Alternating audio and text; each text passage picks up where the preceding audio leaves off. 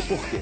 Porque você agora está no Me Chama Que Eu Vou. E é isso, uma ótima tarde para vocês. Muito bem dito, Jackson. Um abraço. Amanhã a gente se fala de novo. Legal. Gente, você que está em casa, começamos a partir de agora o Me Chama Que Eu Vou. E a gente já começa o programa de hoje sem perder tempo, falando de um problema de milhares de brasileiros. O trabalhador que paga uma contribuição todos os meses para o INSS, imagina que terá uma aposentadoria tranquila. Esse deve ser o seu caso também. E a qualquer problema de doença, será assistido pelo governo no período em que não puder trabalhar. É isso também que você acredita.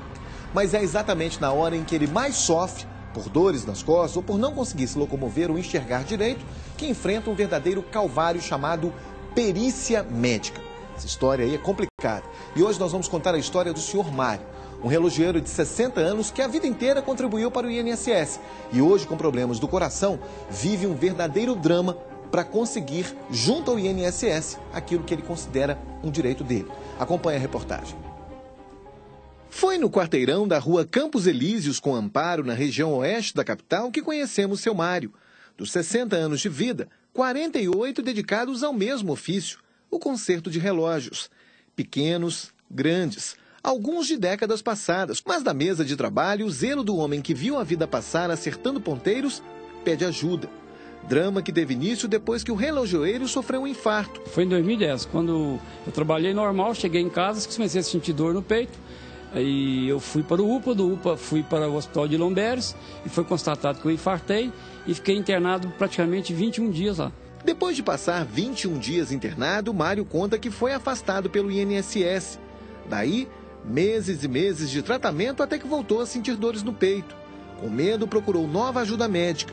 Foi encaminhado para o Hospital Biocor e lá o diagnóstico levou a ser submetido a um procedimento de cateterismo. E no cateterismo do Biocor deu essas lesões graves aqui, como consta aqui, uma artéria com 80% e duas 60%. Então foi pedido uma angioplastia. Mas só que a médica não entendeu que de imediato não precisaria.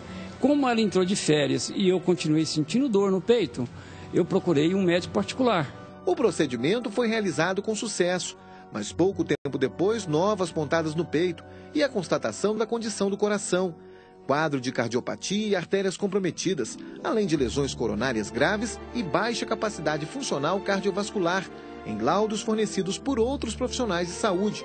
A mesa de cirurgia foi novamente o caminho natural. Procurei um médico particular e esse médico me encaminhou para o posto de saúde e para o setor de hemodinâmica, onde fui encaminhado para a doutora Kátia, que me encaminhou para o SUS e do SUS ao Hospital São Francisco, para poder fazer novo cateterismo e fazer angioplastia, que era caso de urgência.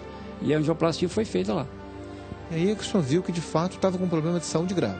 Vi que estava com problema de saúde grave e mesmo assim o INPS ficou, me julgou como apto a exercer atividade. Ele ignorou toda essa documentação que eu tenho. Longa trajetória de consultas, hospitais e cirurgias que em comum trouxeram um dilema ao relojoeiro. É que passados quase 3 anos, o diagnóstico dado pelos médicos é bem diferente do relatório encaminhado pelo INSS, que o considera apto para o trabalho e, por consequência, nega o direito ao benefício de auxílio-doença. Fui submetido a 2 perícias, mas não mediram nem minha pressão sequer. E deram aqui que eu fui feito exame laborativo, que eu estava apto a exercer a atividade. E o médico alegou que a minha profissão era leve, e segundo o médico do Hospital São Francisco, mesmo qualquer profissão, você não poderia ficar com a artéria interrompida 80%, como está no laudo aqui. Eles tiveram cara de coragem de falar comigo lá que essa dor no peito é normal de quem infarta. E segundo o médico lá de São Francisco, isso não é normal, seria normal porque eu estava com a artéria comprometida. O relojoeiro se diz indignado com a decisão de aptidão para o trabalho dada pelo INSS.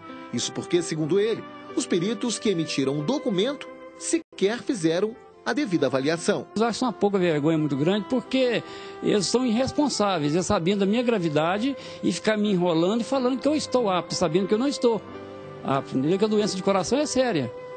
Não é coisa de se brincar. E eles ficaram, não mediram minha pressão, não me olharam nada, só pegaram, fizeram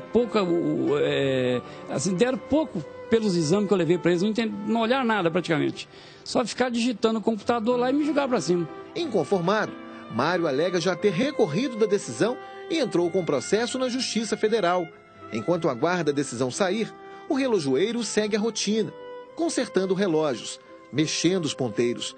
Uma demonstração clara de quem quer acelerar o tempo e ver o quanto antes seu direito como cidadão respeitado. Eu sinto constrangido com isso e você fica assim, passa a desacreditar em tudo, porque se um médico vê a gravidade sua e fala que você está sabendo que você não está, você não sabe para onde você recorrer mais.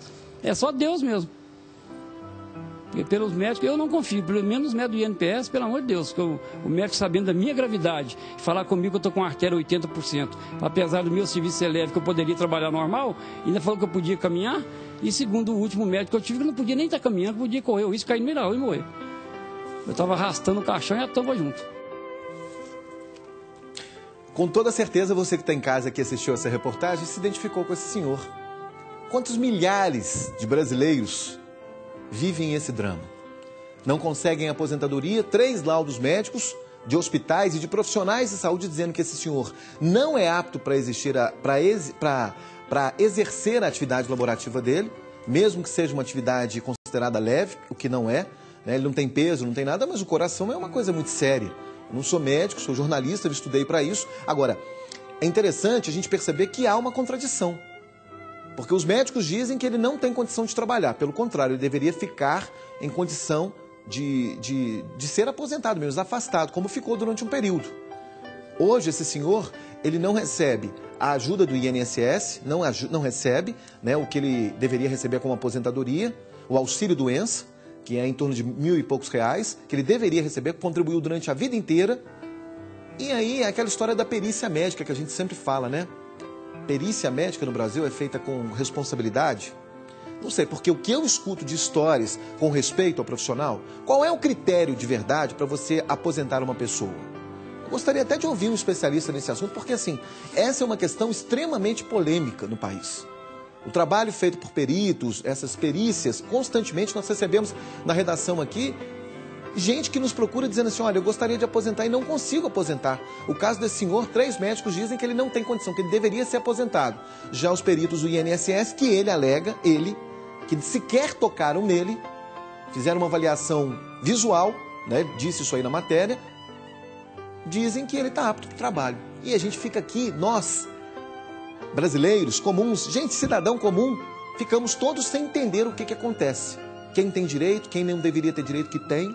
Enfim, essa é um questionamento que eu acho que vai perdurar durante muitos e muitos anos. De acordo com a Superintendência Regional do INSS, um novo pedido foi feito em novembro de 2012, do ano passado, quando foi negado por parecer contrário da perícia médica. Isso que ele explicou aí. Isso significa que a perícia médica considerou que não havia incapacidade laborativa para a atividade exercida pelo segurado. Não sei se isso procede, porque, né, é sempre assim, nunca há capacidade. Agora, os outros 3 médicos, então, estão errados. Quem está falando a verdade? Quem está dizendo o que é certo? Os outros 3 médicos estavam equivocados, do Biocor e dos outros hospitais, a médica particular e o outro médico? É uma coisa que a gente fica, de fato, sem entender. Eu queria mais explicações.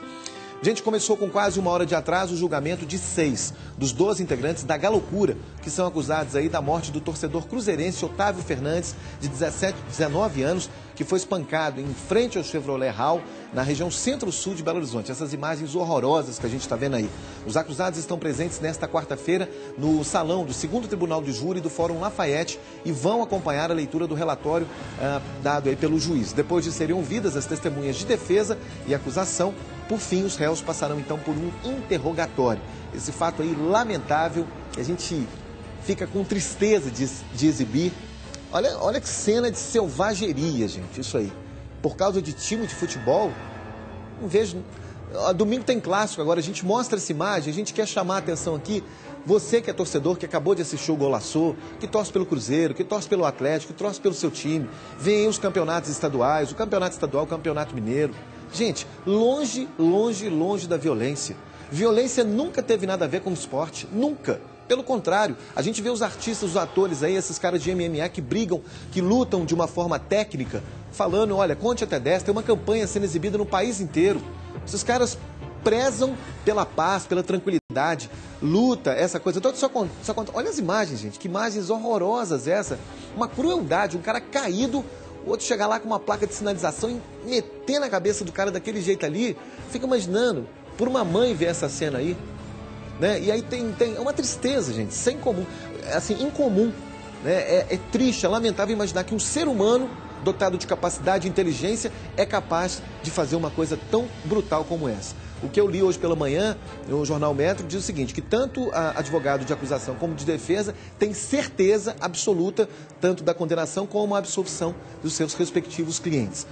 Esse crime que você está vendo as imagens aí, foi em 27 de novembro do ano de 2010. Todos os 6 serão julgados, então, por formação de quadrilha. Marcos Vinícius Oliveira será julgado também por homicídio e tentativa de homicídio. Já Cláudio Araújo e João Paulo Celestino Souza também vão à júri por tentativa de homicídio.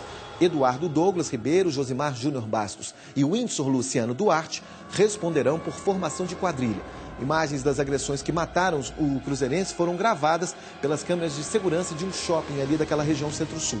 Ele foi espancado com barras de ferro e placas de sinalização de trânsito, isso depois de um evento ocorrido nesse shopping aí na região centro-sul de Belo Horizonte. E os detalhes dessa notícia, desse julgamento que está sendo acompanhado lá pela equipe da TV Bandeirantes, como a gente sempre faz aqui, você vai acompanhar logo mais, 10:05 com Amaro Neto, aqui no Brasil Urgente, e a gente então vai te dar todos os detalhes sobre essa horrorosa situação que a gente está mostrando aí e que hoje vai ter aí uma sequência na justiça para que os responsáveis por essa nem dá para classificar essa situação aí, não tem palavras para classificar, vão ser condenados ou absolvidos. Vamos ver, o processo continua e a tendência da justiça é que essa história ganhe aí alguns dias a mais aí para que os réus então sejam julgados e que a justiça de fato seja feita.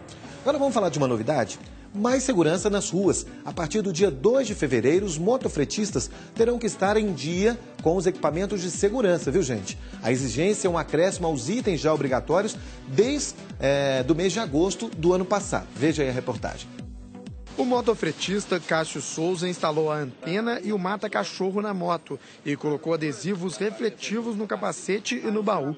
O trabalhador agora está regularizado porque concluiu o curso de aperfeiçoamento do Detran. Depois mandei os documentos para BH Trans e passei no cartório, mandei BH Trans, eles liberaram e eu fui no Detran e pus a placa vermelha. Mas o que se vê nas ruas é que muitos profissionais ainda não estão regularizados. Esperando só minha habilitação chegar para me dar entrada lá na Megatrans, pegar minha licença. O mata-cachorro, né, e os equipamentos obrigatórios que eu vou colocar agora dia 1º. Os itens de segurança são obrigatórios desde agosto de 2012. Além dos equipamentos, os motofretistas estão obrigados a fazer o curso de aperfeiçoamento até o dia 2 de fevereiro. De acordo com a coordenadora de Educação de Trânsito do Detran, Maria Cecília Lopes, a ideia é qualificar a categoria. Um dos objetivos é, inclusive, valorizar a profissão, já que ela foi reconhecida em lei. E, no segundo momento, a tentativa de diminuir o número de acidentes de trânsito. Até agora, pelo menos 16.263 motofretistas concluíram o curso. A coordenadora lembra que ainda há tempo para quem quer se regularizar. O curso, é constituído de 30 horas aula e a lei de trânsito permite que se dê 10 horas aula dia, gastando, portanto, 3 dias. Além de que nós também estamos disponibilizando no site do Detran para consulta o curso na modalidade semipresencial. Eu vejo com bons olhos essa regra, essa norma do CONTRAN, do Conselho Nacional de Trânsito. Por quê? Porque preza pela segurança do profissional. Preza pela segurança, pela melhoria da qualidade de trabalho, das condições de trabalho. Porque o que a gente escuta aqui de acidente, de motociclista morto nas ruas, diante de nós, diante de mim, diante de você, a gente está cansado de ver essa história. As ruas de Belo Horizonte, o anel rodoviário, recentemente a gente divulgou uma informação aqui de que o número de acidentes no anel rodoviário envolvendo motociclistas é cada vez maior, chega a quase mais de 30% dos acidentes ocorridos registrados no anel rodoviário. Quer dizer, basta dessa história de morte de motociclista morrer no trânsito, a gente não aguenta mais isso, os pais, as mães sofrem demais com essa história, gente que está nos hospitais aí numa condição, depois de ter sofrido um acidente de moto, em situação de incapacidade para o trabalho, quer dizer, basta dessa história e tudo que puder ser feito no sentido de garantir a segurança e uma melhor qualidade de vida para essas pessoas no trânsito, que é extremamente agressivo hoje em dia em todos os estados brasileiros, a gente vai sempre comemorar e de tudo fica aqui a nossa sempre dica. Seja prudente, seja responsável, porque o trânsito é um lugar para ir e vir de uma forma tranquila, saudável e em paz. Vamos para um rápido intervalo comercial? Vamos sim, daqui a pouquinho a gente volta com abraços e muito mais. Tem uma história super bacana e hoje é um dia especial. Eu te conto já já. Não saia daí.